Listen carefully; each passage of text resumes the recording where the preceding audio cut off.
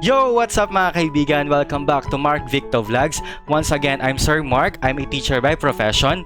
At kung bago ka pa lang sa channel na to, wag mong kakalimutan mag-subscribe at i-hit na rin ang notification bell para updated ka sa mga videos na ilalabas natin. In today's video, pag-uusapan nga natin kung paano natin magagamit ang Padlet para sa online class. Kaya intro, pasok!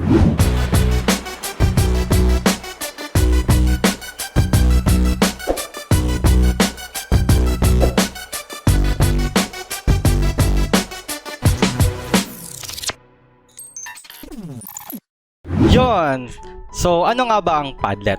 Ang Padlet ay isang interactive online bulletin board na kung saan pwedeng mag-post si teacher at si students ng iba't ibang type of contents real-time. And it also helps the student to facilitate their sharing of ideas. Siyempre, kahit naka-online or naka-distance learning mode tayo, importante pa rin na makapag-create tayo ng opportunities for students that they are still part of the community even if nag-exist lang ito in a digital space. With that being said, let's jump in na sa ating Padlet. Ayan, kapag nasa website ka na ng Padlet ay ganito ang makikita mo sa iyong screen. Kung meron ka ng account ay pwede ka na mag-login. Kung wala ka pang account ay pwede kang mag-sign up. So, i-click nyo lang yung sign up for free. Then, meron kayong makikita dito na options na you can sign up with Google, sign up with Microsoft, or log in with Apple. So, ang gagamitin natin dito ay sign up with Google. So, pumili lang kayo ng account na gagamitin mo para magpatuloy sa Padlet. Then, kapag nakapili ka na ng account na gagamitin mo for your Padlet, ay merong lalabas dito na membership. So, meron ditong nakalagay na basic at merong pro. For basic, ito ay free. 3 Padlets lang ang pwede nating magamit. At ang size lang niya ay 10 MB. At sa Pro naman ay may bayad ito. Pero pwede kang gumamit ng unlimited Padlets at mas malaki ang size niya na 250 MB. Siyempre, ang pipiliin natin ay yung sa basic lamang. So, i-click natin yung basic, select, then mapupunta ka na dito sa dashboard ng Padlet mo. Then, to get started with Padlet ay kailangan nyo lang i-click yung make a Padlet.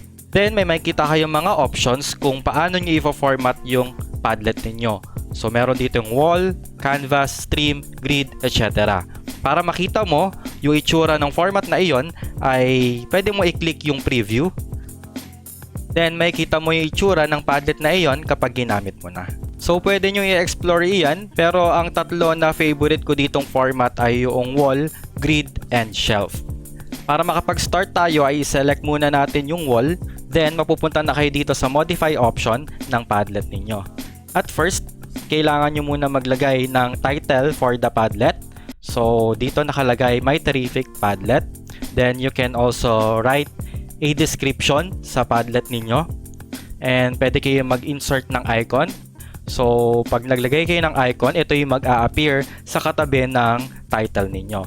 So, halimbawa, pumili tayo dito ng icon na ito. Then, ito namang address, ito yung link na i-send ninyo sa mga students kapag okay na yung Padlet ninyo. So, pwede nyo rin baguhin yung appearance ng inyong Padlet. Pwede nyo baguhin yung background.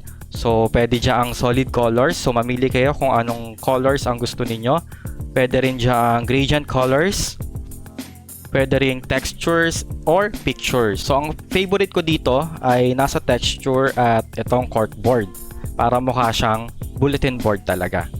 So, i-click nyo lang yan, then back na uli kayo sa options. You can also change the color scheme of your Padlet. You can also change the font of your Padlet. Then, dito naman tayo sa posting. So, importante na i-turn on natin ang attribution para kapag may nag-post na students ay makikita natin yung pangalan niya. Then, pwede rin natin baguhin yung position ng mga new post sa Padlet ninyo. So, pwede siyang ilagay sa last or first. So, I suggest sa first na lang para makita nyo yung mga bagong post. Then, pwede rin natin i-turn on yung comments. I think napakaganda nitong comments na to para magkaroon ng collaboration yung mga students sa post ni teacher. Then, pwede rin natin i-turn on yung reaction. So, sa reaction, pwede sila mag-send ng like, ng vote, star, at grade. So, dito, pwedeng i-like ni student yung post ni teacher or i-like ni student yung post ng kapwa niya student. So, pwede natin ilagay yung like. Then, back tayo sa option. Then, dito naman sa content filtering, kung gusto ninyo mag-require ng approval, pwede nyo i-turn on iyan. para lahat ng ipopost ni student ay kailangan ng approval ni teacher. Then, kapag okay ka na sa mga settings na iyan, pwede mo i-click yung next. Then, you can now start posting. Kung may gusto ka namang balikan sa settings na ginawa mo, ay pwede mo i-click lang yung gear button dito sa gilid. Then, pwede mo nang ayusin ulit yung mga gusto mong settings na i-apply. Huwag mo lang kalimutan na i-click yung save. To create your first post sa iyong Padlet, ay i-click mo lang itong plus sign dito sa baba. Then magpa-pop up na itong post mo na kung saan pwede kang maglagay ng title sa iyong post. At sa baba niya, pwede kang maglagay ng description. At dito rin sa baba ay makikita mo ang iba't ibang type of contents na pwede mong i-insert sa iyong post. So dito ay pwede kang mag-upload.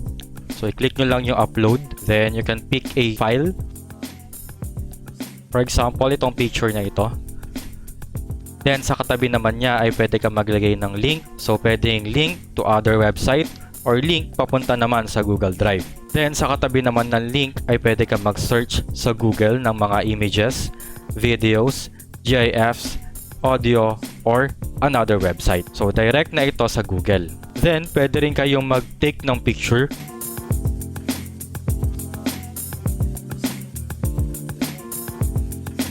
Then sa drop-down menu ay lalabas yung iba pang mga options or content na pwede mong ilagay sa iyong post. So pwede kang maglagay ng video. So you can capture a video from your camera. Then kung gusto mo naman mag-insert ng voice, short voice, dito pwede rin.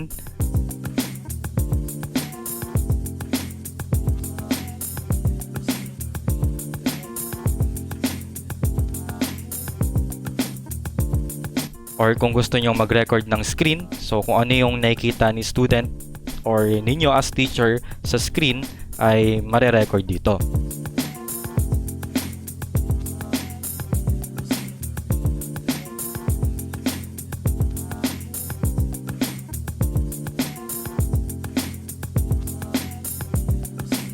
Then pwede rin kayong maglagay ng drawing.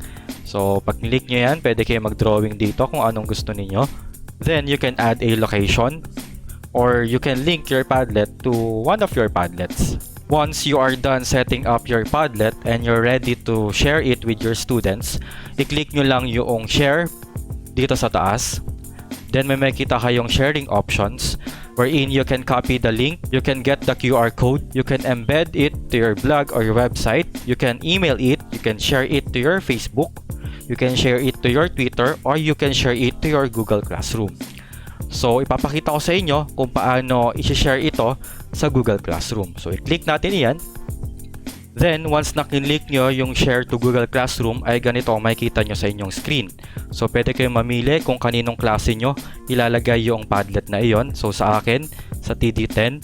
Then, you can choose action kung anong gagawin nyo sa kanya. Pwedeng assignment, question, announcement, or material. So, akin, gagawin ko siyang assignment. Then, kung okay ka na dito, click mo na yung go. Then, madadirect ka na sa iyong Google Classroom. So, pwede kang maglagay ng title, pwede kang maglagay ng instructions, pwede mo rin ayusin yung grade category, due date, and topic. Once you are done setting this, pwede mo na i-click yung assign. Then, you can view your assignment. Then, mag-a-appear na siya dito sa inyong Google Classroom. So, dito naman sa view ng student, makikita niya sa kanyang Google Classroom na nag-post si teacher ng bagong assignment. So, i-click lang niya iyan. Then, makikita niya yung link ng Padlet na sinend ni teacher. So, i-click lang niya iyan. Then, madadirect na siya sa Padlet. Para makapag-post si student, i-click lang niya yung plus sign. As you can see, nakalagay dito ay anonymous. Kasi, tinurn on natin yung attribution kanina. So, ang kailangan gawin ni student ay mag-sign up muna siya. Then, i-select niya yung basic. At pwede na siyang mag-post ulit dito sa ating Padlet. So, i-click niya uli yung plus sign. Then, lumabas na dito yung pangalan ni student. So, pwede na siyang maglagay ng post. As you can see dito sa baba, nag-require siya ng approval. Kasi turn on din natin yung require approval sa setup natin ng Padlet. So, sa view naman ni teacher, ay pwede niyang i-approve yung post ni student. Then, pwede na siyang mag-leave ng comment at mag-like sa post ni student.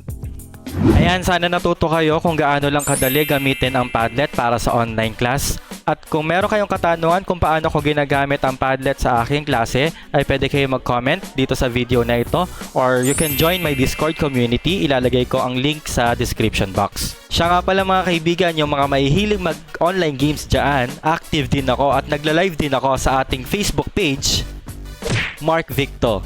Kita-kita tayo dyan. Thank you for watching, nakaabot ka dito. At kung tingin mo nakatulong sa iyo ang video na ito as a teacher, i-share na ang kaalaman na ito, i-like ang video na ito, at mag-subscribe ka na rin para updated ka sa mga videos na ilalabas natin. Once again, I'm Sir Mark, and you are watching Mark Victo Vlogs.